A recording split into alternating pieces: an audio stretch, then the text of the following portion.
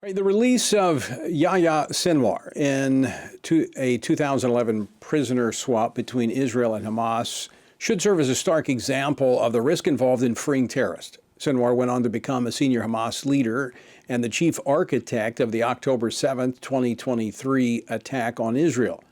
He was killed by Israeli Defense Forces this past October.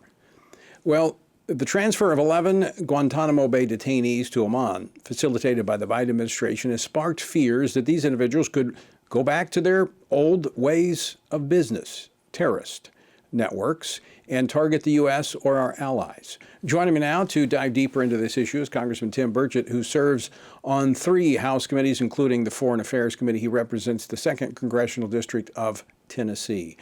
Congressman Burchett, Happy New Year, and thanks so much for joining us here on Washington Watch. Thanks for having me on, brother. It's always a pleasure. So Tim, let me ask you this question. Are you concerned at all by the Biden's release of these 11 terrorists from Guantanamo? 100%. I believe for the last 4 years, we've been run by a group of anarchists. I don't think it's just one. I don't think Joe Biden's cognizant about half of what he does. But, you know, from this to awarding people that just hate our country all these war medals, you know, the border, 14 million people, you've got people on a terrorist watch list. I have a bill myself to stop us. We send about $40 million a week to the Taliban. They'll hate us for free. I can't even get the Senate to take it up, members over there, Republicans or Democrats.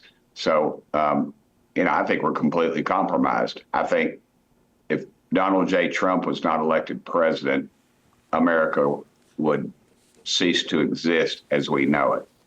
I think there was a movement afoot.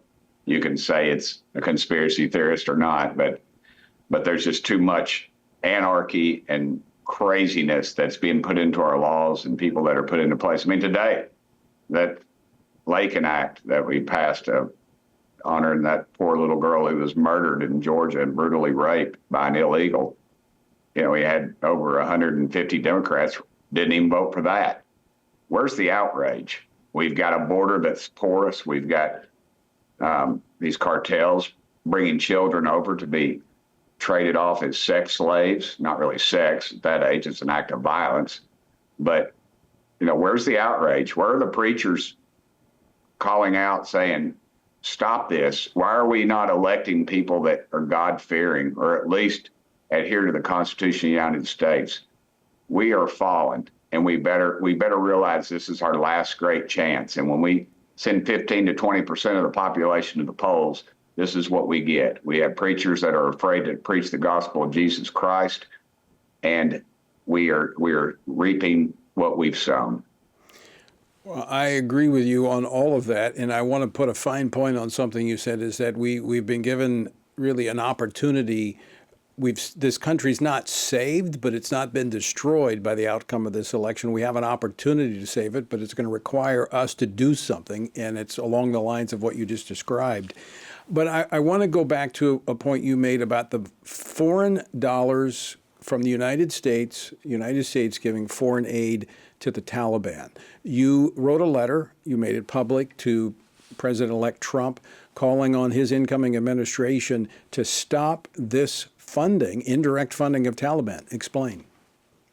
Yeah, you know, you're familiar with NGOs, non-government organizations. They were created to do good things.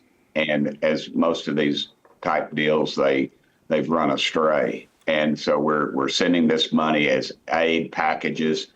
And as you know, money is fungible. It can move. It's like water in a glass. It moves to every corner of it and fills it and covers it. And so does money.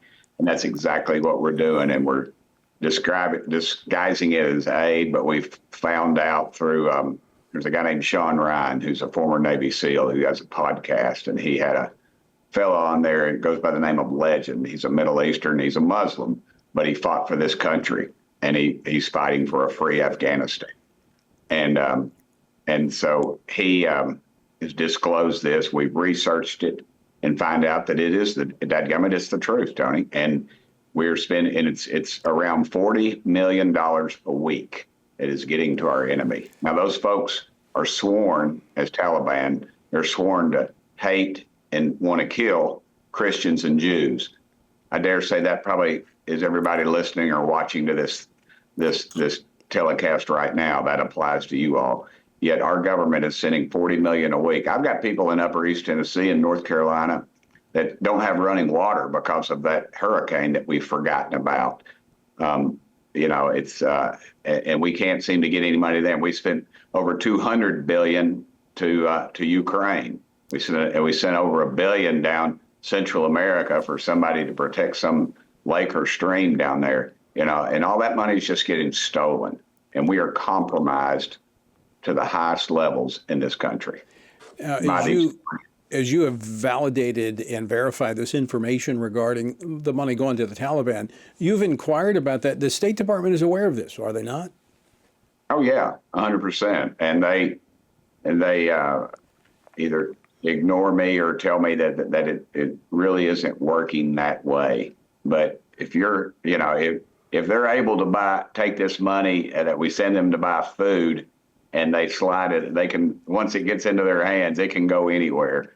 And we're finding out it is going to the worst possible places. And these people are going to be coming after us with our own money and our own guns, right, because of. Well, we left them behind. But yes, sir. The way this, and one of the ways this works, and we're almost out of time here, but these NGOs that are doing this, humanitarian work there are being taxed by the Taliban. And so it's that money from the United States funding these NGOs that's going into the coffers of the Taliban. Yes, sir. It's not just the United Nations that's funding our enemies with our own money. It's our own money funding our enemies. So we going directly to them. So yes, sir. And that is, we know it's happening, and they allow it. I can't tell you how many times I've been in testimony and talked about it, and they'll say, well, it's just 1% or it's just 2%, but they're admitting, I don't care if it's 1 penny. But as it turns out, it's, we're sending a few $1 billion, a few percentage points of that is a lot of money in East Tennessee. That is crazy. Congressman Tim Burchett, thanks so much for joining us. Always great to see you, my friend. Hey, brother, I pray for you, and please ask your folks to pray for our country. We need to take our country back. We absolutely will, and we are. Thanks so much.